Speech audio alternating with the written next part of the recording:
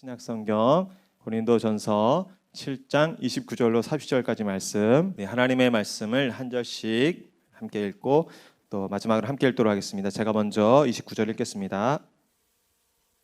형제들아, 내가 이 말을 하노니 그때가 단축하여진 고로 이후부터 안에 있는 자들은 없는 자같이 하며 울지 않는 자같이 하며 기쁜 자들은 기쁘지 않은 자같이 하며 매매하는 자들은 없는 자같이 세상 물건을 쓰는 자들은 다 쓰지 못하는 자같이 하라. 이 세상의 외형은 지나감이니라. 원하노라. 장가가지 않는 자는 주의 일을 염려하여 어찌하여야 주를 기쁘시게 할까? 장가간 자는 세상 일을 염려하여 어찌하여야 아내를 기쁘게 할까 하여 갈라지며 시집가지 않은 자와 처녀는 주의 일을 염려하여 몸과 영을 다 거룩하게 하려 하되 시집간 자는 세상 일을 염려하여 어찌하여야 남편을 기쁘게 할까? 내가 이것을 말함은 너희의 유익을 위함이요 너희에게 올무를 놓으려 함이 아니니 오직 너희로 하여금 이치에 합당하게 하여 흐트러짐이 없이 주를 섬기게 하려 함이라. 만일 누가 자기의 약혼녀에 대한 행동이 합당하지 못한 줄 생각할 때에 그 약혼녀의 혼기도 지나고 그같이 할 필요가 있거든 원하는 대로 하라. 그것은 죄 짓는 것이 아니니 그들로 결혼하게. 그러나 그가 마음을 정하고 또 부득이한 일도 없고 자기 뜻대로 할 권리가 있어서 그 약혼녀를 그대로 두기로 하여도 잘하는 것이니라. 결혼하는 자도 잘하거니와 결혼하지 아니하는 자는 더 잘하는. 아내는 그 남편이 살아있는 동안에 매어 있다가 남편이 죽으면 자유로워 자기 뜻대로 시집갈 것이나 주 안에서만 할 것이니라. 그러나 내 뜻에는 그냥 지내는 것이 더욱 복이 있으리로다. 나도 또한 하나님의 영을 받은 줄로 생각하노라. 아멘. 저는 오늘 흐트러짐 없이 주를 섬기게 하려 함이라. 흐트러짐 없이 주를 섬기게 하려 함이라 라는 제목으로 하나님의 말씀을 전하도록 하겠습니다. 여러분, 신앙생활은 인생 전체는 우리의 선택의 연속이라고 할 수 있겠습니다. 오늘도 우리는 많은 선택의 기로에 놓여 있었던 것이죠. 그리고 이 금요 기도에 참여할 것인지 안 할 것인지도 여러분들은 선택을 한 것입니다. 신자의 고민이 여기에 있습니다. 그렇다면 우리의 선택이 또 우리의 모든 결정이 하나님 앞에 어떤 것이 합당한 것인가 라는 것이죠. 기다려야 하는가? 아니면 행동해야 하는가? 아니면 이때 말해야 하는가? 아니면 침묵해야 하는가? 이사를 가야 하는가? 아니면 좀 더 살던 집에 살아야 하는가? 아주 크고 작은 이러한 고민과 갈등이 우리의 인생 가운데 계속해서 있습니다. 고린도 교회 안에도 많은 질문이 일어났던 것 같아요. 어떻게 보면 이제는 하나님을 몰랐다가 하나님을 알았다는 그 증거가 될 수도 있죠. 하나님 앞에 질문을 던지고 있는 이 고린도 교회, 오늘 드디어 이 바울에게 그 편지를 써서 질문을 적어 보내게 됩니다. 바울이 그 부분에 대해서 오늘 7장 1절서부터 보면 결혼에 대해서, 또 이 독신 문제에 대해서, 또 이 재혼하는 과정에 대해서, 또 이 종이 거듭나서 이제 하나님을 섬기게 되면서 그 종에서 풀릴지 말아야 될지, 또 할례를 안 받았던 사람이 받아야 될지, 또 할례를 받은 사람이 또 그 다음에는 어떻게 해야 할지, 또 우상에 바쳐진 고기를 먹어야 할지, 예배 시에 어떤 예절을 지켜야 할지, 성만 차는 어떻게 질서를 지켜야 할지, 이런저런, 또 나아가서는 영적인 은사들에 대해서 어떻게 바라보고 다뤄야 할지, 여러 이 질문과 또 고민에 대한 이 물음과 또 대답이 이 고린도전서에 오늘 이제 7장 이후에 세부적으로 펼쳐지고 있습니다. 오늘 특별히 이 7장은 그리스도인의 성과 또 이 결혼에 대한 부분이 중심적으로 나타나 있죠.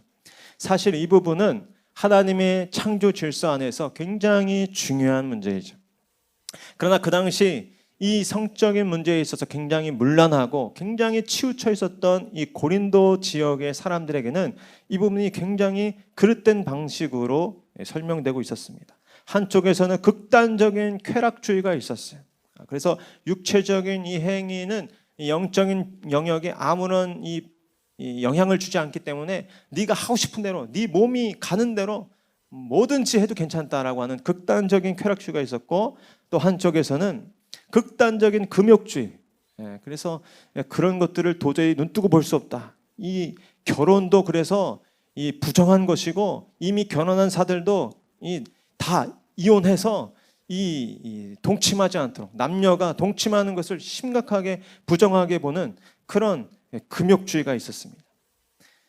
이렇게 하나님께서 허락하신 아름다운 창조 질서 안에서 우리에게 선물로 주신 것을 하나님의 말씀을 떠나, 하나님을 떠나 산다면 아주 이렇게 잘못된 극단주의로 빠지게 되는 것이죠.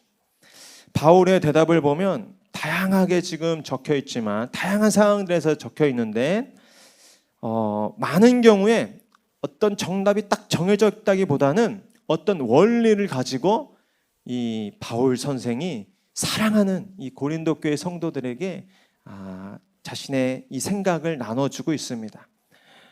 정말 이 아비가 자녀를 아끼고 사랑하는 마음에서 주신 이 고린도전서 7장을 제가 읽고 듣고 수없이 들으면서, 바울이 오늘 이 세부적인 내용들을 다 다루려면 시간이 허락이 안 돼요.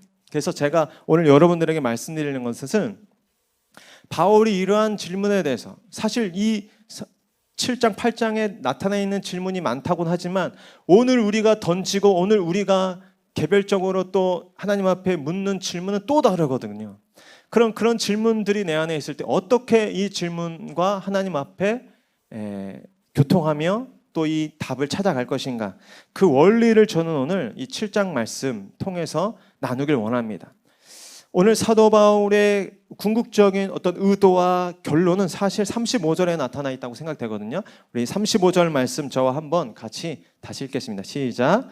내가 이것을 말함은 너희의 유익을 위하며 너희에게 올무를 놓으려 함이 아니니, 오직 너희로 하여금 이치에 합당하게 하여 흐트러짐이 없이 주를 섬기게 하려 함이라. 그렇죠?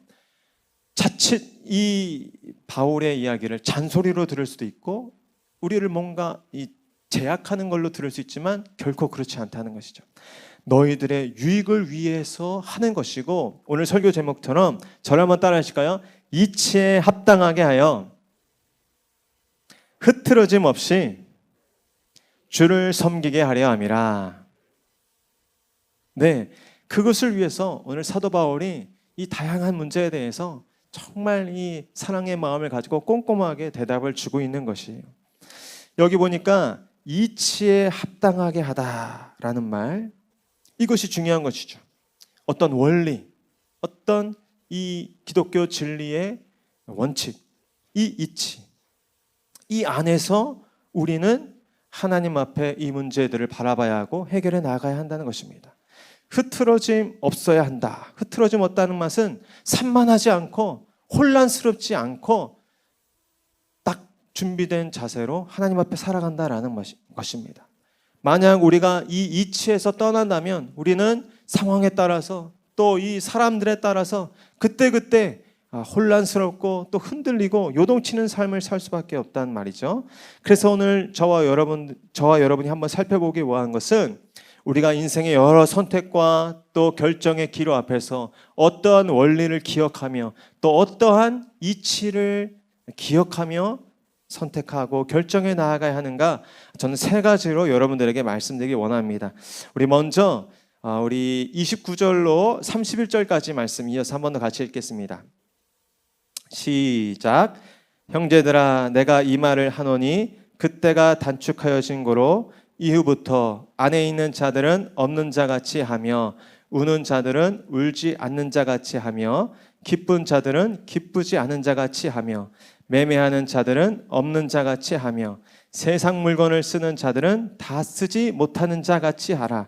이 세상의 외형은 지나감이니라. 아멘. 여러분, 오늘 무엇을 먼저 말씀하고 있습니까? 이 세상의 외형은 결국 다 지나간다는 것을 너희는 명심해라 라는 것입니다. 이것이 그리스도인들이 모든 선택과 결정을 할 때 기억해야 할 아주 중요한 이치라는 것입니다. 사람들이 이 사실을 잊어버리기 때문에, 망각하기 때문에 주 앞에서 흐트러짐 없이 주를 섬기는 그 삶을 실패하고 만다는 것입니다. 바울이 오늘 먼저 중요하게 전제하고 있는 것이 있죠. 그것은 그때가 단축하여졌다라는 것입니다. 어떤 때가 있는데 그 때가 아주 매우 가까이 있다라는 것입니다. 1차적으로 이때는 바울 시대, 특별히 이 로마 제국에 의하여서 유다가 멸망당하는 그 시점을 예표하고 있는 것입니다. 그러나 오늘 이 성경이 우리에게 전해지고 이 말씀이 우리에게 전해졌다는 것은 이때가 우리에게도 적용된다는 것인데, 그것은 마지막 날 하나님의 최후 심판이 올 그 마지막 종말의 날이 그 어느 때보다 점점 더 가까이 온 때이다라는 것을 우리에게 가르쳐주고 있는 것입니다. 그때가 가까이 오기 때문에 마지막 날이 반드시 이 땅 가운데 임할 것이기 때문에 너희들은 어떻게 해야 되냐면 안에 있는 자는 없는 자같이 하고 우는 자들은 울지 않는 자같이 하고 기쁜 자들은 기쁘지 않은 자같이 하고 매매하는 자들은 없는 자같이 또 세상 물건을 쓰는 자들은 다 쓰지 못하는 자같이 하라라는 것입니다. 제가 이 말씀을 읽으면서 도대체 이게 무슨 말씀인가, 어떻게 하라는 것인가. 그러면 오늘 집에 돌아가서 아내가 어서 왔냐고 인사해도 그냥 모른 척 하라는 말인가, 무시하라는 말인가. 제가 이 말씀을 읽으면서 곰곰이 이제 묵상하는 가운데 이러한 깨달음을 가졌어요. 이 세상의 외형은 다 지나간다는, 우리를 둘러싼 우리 눈에 보이고 또 우리의 손에 잡히는 모든 것들은 다 지나간다는 것이죠. 낡고 헤어지고 사라질 것이라는 것이. 그렇기 때문에 우리는 본질에 주목하는 사람들이 되어야 된다라는 것입니다. 여러분, 이 세상 외형이라는 말을 썼어요. 외형이라는 말은 그 단어의 의미를 살펴보니까 옷차림, 의복 이런 뜻이 있어요. 여러분, 작년에 구입했던 옷 올해도 꺼내 입고 잘 입고 다니는 분들 계시죠? 그런데 여러분 어떻습니까? 2년, 3년 지나면 벌써 아무리 좋은 옷도 헤어지고 말아요. 저도 되게 아끼는 이 여름 자켓이 있었습니다. 그런데 한 3년 된 것 같아요. 목양교에 와서 이제 구입했던 자켓인데 요즘에 다시 꺼내서 입으려고 했는데 글쎄 이 팔에 제가 항상 이걸 굽히고 주여 하고 이렇게 기도를 하잖아요. 이 땀이 배가지고 완전히 이 주름살이 생겼더라고요. 그래서 아끼는 자켓인데 어쩔 수 없죠. 이제 내려놓아야 되는 거예요.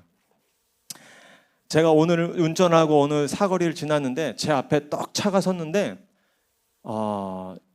굉장히 한 10여 년 전에 아주 획기적인 디자인과 획기적인 어떤 이 기능을 탑재한 자동차로 선보였던 그 모델이었어요. 그런데 제가 그 차를 뒤에서 보는데 굉장히 이렇게 낡아 보이는 거죠. 굉장히 철지나 보이는 거예요.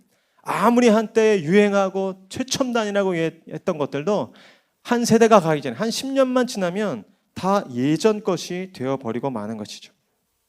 이런 것들을 바라보면서 우리는 기억해야 합니다. 자칫 잊어버리면 우리도 모르는 사이에 지나치게 돼요. 반드시 이 세상은 끝이 온다는 것입니다. 이것이 우리가 추구하고 우리가 믿고 우리가 생명 걸고 따라갈 그 복음의 진리의 아주 중요한 한 가지 이 사실이라는 거예요. 우리 고린도후서 4장 16절 말씀 저와 한번 같이 잘하는 말씀이죠. 함께 읽겠습니다. 시작. 그러므로 우리가 낙심하지 아니하노니 우리의 겉사람은 낡아지나 우리의 속사람은 날로 새로워지도다. 아멘. 여기 보니까 겉사람 또 속사람. 여러분 겉사람은 어떻습니까? 저도 벌써 흰머리가 나더라고요. 비웃으시는데 동병상련에 좀 마음을 가져주십시오. 벌써 흰머리가 나고 주름도 생기는 것 같고 어떻습니까? 겉사람은 사실 다 지나가게 되어 있는 것이죠. 그러나 어떻습니까? 우리가 주목해야 될 것은 속사람, 변치 않는 것. 우리 기독교는 무엇입니까? 모든 것이 변하는 이 세상이지만 그러나 눈을 잘 떠서 바라보면 변하지 않는 것이 있다. 변치 않는 영원한 가치가 있다라고 깨닫는 사람들이죠. 여러분, 사람들과의 관계가 주는 그런 만족, 이 아내가 있는 자라는 것은 어떤 가족을 상징하고 어떤 관계에서 주는 어떤 그런 만족과 어떤 행복을 상징하는 것 같아요. 그런 것도 어떻습니까? 결국은 다 사라지고 말 것입니다. 또 우리를 넘어지게 했던 그 슬픔, 정말 우리를 눈물 나게 했던 그 일도 결국은 다 잊혀지고 사라지게 되는 것이죠. 우리를 영원히 기쁘게 할 것 같았던 그 모든 세상 기쁨도 사실은 다 사라지고 마는 것이죠. 정신없이 사고 팔고 일하고 수고했던 그 모든 수고도 언젠가 다 그치는 날이 올 것입니다.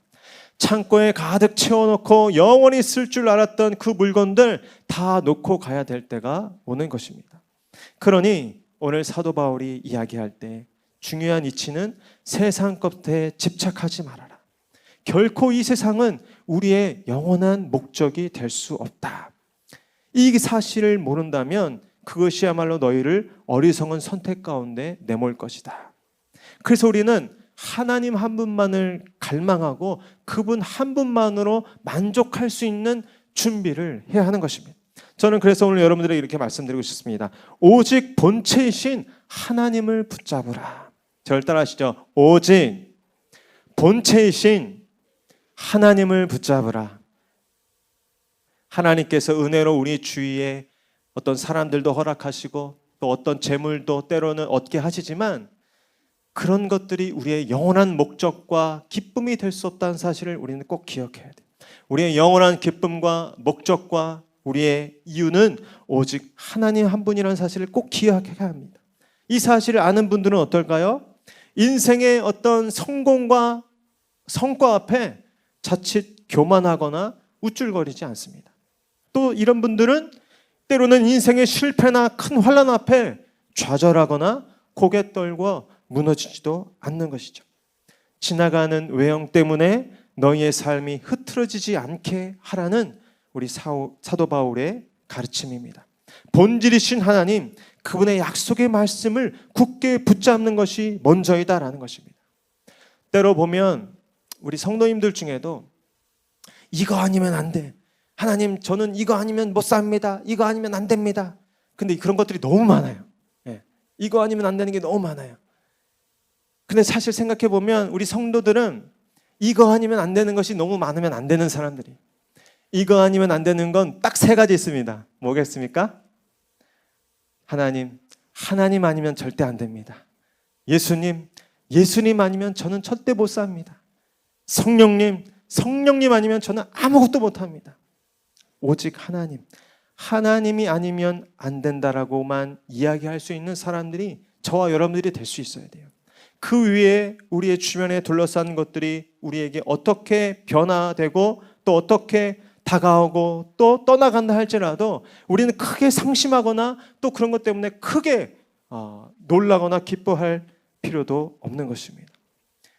하나님은 여러분이 어떠한 상황 가운데 있든지 여러분 스스로에게 해줄 수 있는 것보다 혹은 여러분 주변에 있는 사람들이 여러분에게 해줄 수 있는 것과 또 여러분이 가지고 있는 재물과 소유가 여러분에게 해줄 수 있는 것보다 하나님이 여러분에게 해줄 수 있는 것이 더 크고 더 값지고 더 멋진 일들이라는 사실을 꼭 기억할 수 있기를 축복합니다.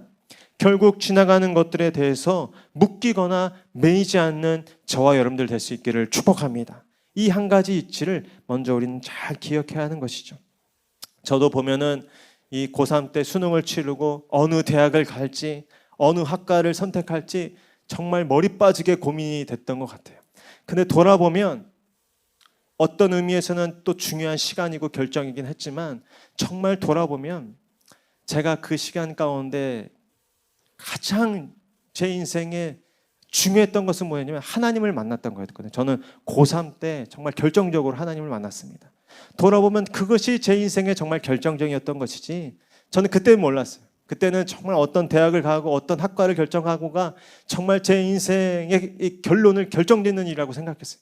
그러나 돌아보면 그것은 어떤 우리의 과정이었고 정말 우리의 결정적인 인생의 그 결정은 하나님으로 말미암았던 것이죠. 여러분, 오늘 여러분들의 삶 가운데 본질이 아닌데 여러분들 가운데 이렇게 저렇게 엉켜있는, 그래서 여러분들을 산만하게 하고 여러분들을 혼란스럽게 하는 그 모든 것들이 하나님 앞에서, 오직 하나님 한 분 앞에서 다 질서 잡히고 다 풀어지는 은혜가 있기를 축원합니다. 그래야만 우리는 흐트러짐 없이 주를 섬기며 나갈 수 있습니다. 두 번째로 우리 32절로 34절까지 말씀도 한번 같이 읽겠습니다. 시작. 너희가 염려 없기를 원하노라. 장가가지 않는 자는 주의 일을 염려하여 어찌하여야 주를 기쁘시게 할까 하되 장가간 자는 세상 일을 염려하여 어찌하여야 아내를 기쁘게 할까 하여 마음이 갈라지며 씻가지 않는 자와 처녀는 주의 일을 염려하여 몸과 영을 다 거룩하게 하려 하되 씻간 자는 세상 일을 염려하여 어찌하여야 남편을 기쁘게 할까 하느니라. 아멘. 사도 바울은 지금 임박한 환난을 앞두고 정말 그의 성도들을 아끼는 마음에서 오늘 어떻게 보면 조금 이 특별한 그런 지침을 주고 있는데, 그것은 장가가지 않거나 시집가지 않는 것이 이 환난의 때를 지나기에 더 유리할 것이다 라고 지금 권면하고 있는 것입니다. 그러나 계속해서 사도 바울이 이야기하고 있는 것은 결혼을 하느냐 하지 않느냐가 본질이 아니다 라고 얘기해요. 사도 바울이 이야기하는 것은 어떤 이치를 우리에게 이야기해주고 있는데, 저는 이 말씀을 묵상하면서 그러면 저는 잘못 산 겁니까? 전 장가갔는데 저는 잘못 산 겁니까? 이거 어떻게 해야 됩니까? 근데 제가 이 말씀을 묵상하면서 그러나 이것을 극복할 수 있는 이 비밀이 있는데, 그것은 성도가 흐트러짐 없이 주를 섬기기 위해서 이 염려의 문제를 잘 다루면 된다라는 것입니다. 사실은 장가 가냐 장가 안 가냐를 지금 왜 이렇게 이야기하고 있냐면, 장가 가게 됨에 따라 발생하는 그 숱한 이 염려들, 이 육적인 세상적인 그런 신경 쓸 일이 너무 많기 때문에 그것이 감당이 안 된 상태에서 이 흐트러진 삶을 살까 봐 지금 바울이 염려하는 것이죠. 그렇다면 사실은 결혼하냐 아냐가 중요한 게 아니라 이 염려의 문제를 어떻게 다룰 수 있느냐, 그것이 사실은 본질이죠. 오늘 32절의 말씀에 보니까 너희가 염려 없기를 원하노라 라고 이야기하고 계시는 것이에요. 염려 없다라는 말을 원어를 살펴보니까 좀 적극적인 의미에서 무관심하다, 개의치 않다, 이런 의미까지 있더라고요.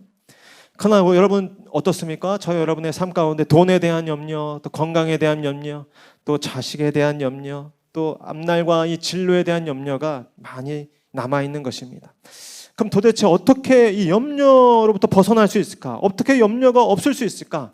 제가 말씀드리고 싶은 것은 이겁니다. 모든 염려를 거룩하게 구별하라라는 것입니다. 저를 한번 따라해주세요. 모든 염려를 거룩하게 구별하라.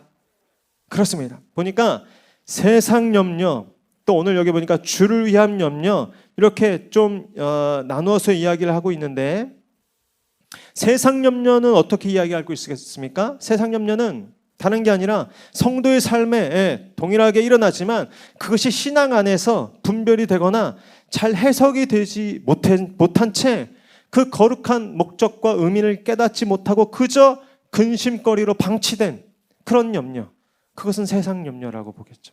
교회 안에서의 어떤 염려도 그래서 세상 염려가 될 수 있는 거예요. 자, 그러나 주를 위한 염려, 또 어떻게 보면 거룩한 염려, 그것은 뭐겠습니까?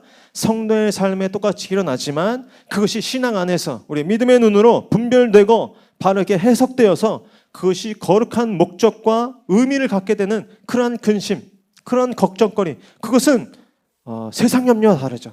거룩하게 구별된 염려입니다. 제가 한 가지 그림을 하나 부탁드렸는데, 대부분의 사람들이 이렇게 그 마음에 세상 염려와 거룩한 염려가 나누어져 있어요. 우리들도 사실 그래서 어떤 때는 주님을 위해서 산다고 하고 또 하나님의 나라를 위해서 기도하는 삶을 살지만, 또 이 교회 문턱을 나가서는, 또 우리 직장에 가서는, 우리 가정에 가서는 세상 염려 가운데 끙끙 매면서 완전히 다 소진되고 말아버리는 그런 삶을 살게 될 수 있죠.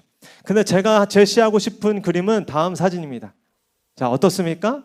이 세상 염려를 이 거룩한 염려가 품어버리는 거예요. 그래서 우리가 세속의 삶에서 경험하고 또 고민하는 그 모든 염려를 그저 따로따로 이렇게 이분법적으로 방치하는 것이 아니라 이 믿음 안에서 다 끌어안고 다 품어서 그것 안에서 거룩한 의미를 발견하고 또 그것 안에서 하나님을 경험하고 경외하는 통로가 되도록 그렇게 우리의 모든 염려를 거듭나게 하는 것입니다. 우리의 생활 방식을 그래서 지혜롭게 분별하며 또 조정해야 하는 것이죠. 우리는 이 세상에 염려만 하라고 지원받는 존재가 아니기 때문입니다. 거룩한 염려를 위해서 우리는 부름받은 자들이에요. 바로 이 세상을 하나님이 지으신 그 본래의 아름다움, 그 본래의 그 이치로 회복하라고 우리를 부르셨고 우리를 구원하셨습니다. 여러분, 예수님이 이 거룩한 염려 때문에 그 멀쩡한 하늘 보좌를 버리시고 이 땅 가운데 오신 것이 아닙니까? 그리고 제자들을 가르치셨고 또 이 인류를 구원하고자 하는 그 염려 때문에 십자가에서 죽으실 수 있었던 것입니다. 여러분, 우리의 직장 생활, 그저 우리의 생활비를 버는 목적만 있다면 우리는 의욕을 잃어버릴 것이에요. 우리의 자녀 양육이 그저 남부럽지 않게 자녀를 키우는 데에만 목적이 있다면 우리는 금세 허무한 생각 가운데 빠지고 말 것입니다. 우리의 교회 봉사가 그저 어떤 사람 눈을 의식한 그런 행동이 된다면 외식하는 자의 그런 수렁에 빠지고 말 것이에요. 결혼을 하지 않는 것이 주를 위해 쓰임받기에 더 유리한 면도 있지만 결혼을 했어도 그것이 신앙 안에서 하나님을 경외하고 또 하나님의 나라를 위한 섬김의 삶을 위해 바쳐진다면 그 가정생활, 그 결혼생활도 더욱 풍성한 의미와 또 믿음의 가치를 가지게 되는 것입니다. 가급적 단순한 삶을 선택하는 것이 유리하겠지만 우리가 그럴 수 없다면 그렇지 않더라도 마음이 갈라지지 않도록, 여기 보니까 마음이 갈라지지 않도록 주의하며 모든 삶의 순간을 하나님 앞에 드리길 애쓰고 또 우리는 그 모든 것들 하나님 앞에 올려드릴 수 있어야 합니다. 그렇다면 우리는 세상 따로 하나님 따로 그렇게 이분법적인 상황 속에서 양다리를 걸치고 고통받는 그런 지경에서 벗어날 수 있을 것입니다. 톰 나이트라는 학자가 이런 비유로 이야기를 했어요. 원래 인간은 하나님 앞에 이렇게 지음받았다는 거예요. 하나님은 인간을 비스듬한 거울로 창조하셨다는 거예요. 비스듬한 거울로. 어떤 의미겠습니까? 한편에서는 하나님을 반사해서 세상에 비추고 또 한편에서는 세상을 반사해서 하나님께 올려드리는 그런 비스듬한 거울로 우리가 지음받았다는 거예요. 그런데 죄악이 세상에 들어오면서 어떻게 됐습니까? 이 비스듬한 거울이 온전히 세상을 향한 거울로만 바뀐 거예요. 그러니까 세상만 계속 반사하니까 이 끊임없는 이 저주받은 이 죽음의 반사만 계속 일어나는 거예요. 생명이 없는 그 반사. 생명이 되시는 하나님으로부터 생명을 받아서 이 세상 가운데 하나님을 비추고 또 이 아파하는 세상을 내 몸이 받아서 하나님께 올려드리며 이 생명의 선순환이 올려드려야 되는데 그렇지 않고 세상만 바라보니까 끊임없는 이 악순환, 끊임없는 이 죽음의 사슬 가운데 놓이게 된다는 것입니다. 오늘 저와 여러분들의 이 염려거리가 무엇입니까? 또 근심거리가 무엇입니까? 그것이 여전히 세상의 염려로만 남아있다면, 세상만 바라보고 있는 염려라면 그것은 결코 해결될 수 없을 것입니다. 그러나 오늘 이 밤에 그 모든 염려를 하나님 앞에 올려드리시는 저와 여러분 될 수 있기를 바랍니다. 하나님 앞에 기도로 또 하나님 앞에 또 간구로 올려드리는 우리의 모든 염려는 단순한 세상 염려로 그치는 것이 아니라 그 일 속에서도 하나님이 일하시고 그 일을 통해서도 우리를 만나주시고 우리를 거룩하게 하시고 또 새롭게 하시는 거룩한 이 염려 또 거룩한 하나님 나라의 일들이 될 것입니다. 그 모든 것 속에서 하나님을 기억하시고 신뢰하시고 하나님의 뜻을 발견하시는 저와 여러분들 될 수 있기를 축복합니다. 자녀를 키우는 것이, 직장 생활을 하시는 것이, 돈 벌고 돈 쓰는 그 모든 일들 가운데 하나님을 만나시고 경험하시는 저와 여러분 될 수 있기를 축복합니다. 마지막으로 제가 여러분들에게 말씀드리고 싶은 것은 우리 40절 말씀 한 절만 같이 읽도록 하겠습니다. 맨 마지막 절 우리 7장 40절 말씀 한번 같이 읽도록 하겠습니다. 시작. 그러나 내 뜻에는 그냥 지내는 것이 더욱 복이 있으리로다.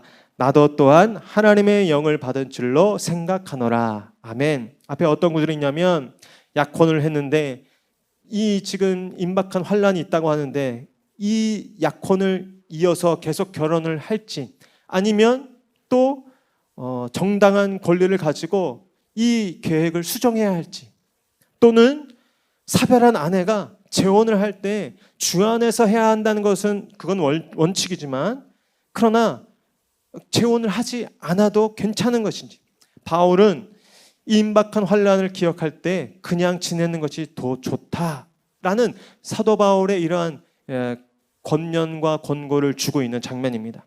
그러면서 오늘 마지막 절이 중요한데요, 사도 바울이 앞에 있는 모든 이 권면과 또 이 권고를 하면서, 어쩌면 여러분들에게도 누군가 질문할 수 있잖아요. 또 여러분들의 자녀들이, 또 우리 서로가 또 이런 문제를 만났을 때 서로 이야기하고 또 해결해 나가야 하는데, 그 과정 가운데 중요한 원리가 무엇이냐면 하나님의 영을 따라 행동해야 한다라는 것입니다. 하나님의 영을 따라 지혜롭게 선택하는 자들이 되어야 한다라는 것이죠. 하나님은 당신의 은혜를 제한 없이 우리 가운데 허락하였습니다. 많은 부분을 우리의 선택과 자유의지 가운데 놓여주고 계십니다. 예수님께서 이 사실을 우리에게 가르쳐 주셨죠. 오늘 예수님을 성경에는 어떻게 이야기하고 있습니까? 우리 골로새서 2장 2절 3절 우리 하나님 말씀 한번 같이 읽도록 하겠습니다. 시작. 이는 그들로 마음의 위안을 받고 사랑 안에서 연합하여 확실한 이해에 모든 풍성함과 하나님의 비밀인 그리스도를 깨닫게 하려 함이니 그 안에는 지혜와 지식의 모든 보화가 감추어져 있느니라. 아멘. 우리가 정말 이 지혜가 필요하고 지식이 필요하고 또 정말 우리 가운데 좋은 선택이 필요한데, 그 모든 지혜와 지식과 그 보화가 다 누구에게 지금 속했다고 이야기하고 있습니까? 예수 그리스도 안에 속해 있다라는 것입니다. 사도 바울도 이 사실을 알고 예수 그리스도의 영이신 성령을 의지하면서 지금 이 권면을 우리에게 주고 있는 것이죠. 우리가 항상 어떤 문제를 만났을 때, 그러니까 선택의 기로에 놓였을 때 잊지 말고 또 한 가지 기억해야 할 것은, 이 모든 선택과 결정을 우리가 바르게 하기 위해서는 성령을 의지해야 한다는 것입니다. 그래서 저는 오늘 여러분들에게 말씀드리고 싶습니다. 저를 한번 따라 주시죠. 항상 성령을 의지하라. 성령을 의지하여 살라. 이 사실을 꼭 기억할 수 있기를 바랍니다. 여러분, 똑같은 상황이라도 어떨 때는 오른쪽을 선택해야지만 어떨 때는 왼쪽을 선택해야 하는 게 우리의 선택이지 않습니까? 어떨 때는 정말 어제 우리가 선택했던 그대로 선택하는 것이 옳은 것이 아니고 또 새로운 선택을 해야 되는 것이 우리의 삶이죠.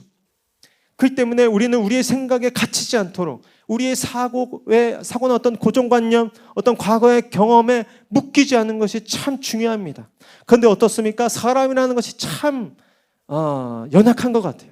사람이라는 것은 경험에 따라서 자기가 보고 들은 거에 따라서 반응하고 그렇게 대응하기 쉬운 것이 사람이에요. 제가 이 전도사 시절, 이 전임 전도사 시절에 굉장히 어떤 고약한 어떤 부목사님한테 이렇게 막 혼이 나기도 하고, 또 어떨 때는 참 힘든 일을 겪기도 했어요. 그래서 저는 나중에 내가 부목사가 되면 그러지 말아야지, 우리 전도사님한테 그렇게 하지 말아야지, 이렇게 행동했는데 어느 날 보니까 저도 모르게 우리 전도사님들께 제가 그런 몹쓸 말도 하고 그런 행동도 하고 있더라고요. 사람은 이렇게 연약한 거예요. 근데 그 연약함을 뛰어넘는 방법, 그 그릇된 내 어떤 경험과 내 생각과 내 어떤 이 습관을 뛰어넘는 유일한 길이 있습니다. 그것이 무엇이냐면 성령을 따라 행하는 것이죠. 성령을 따라 행할 때 우리는 비로소 정말 내 인생 오늘 이 시점 가운데 정말 취해야 할 하나님의 길, 그 하나님의 뜻을 따를 수 있는 것입니다. 저와 여러분이 오늘 이 밤에도 성령을 따라 기도하시길 바랍니다.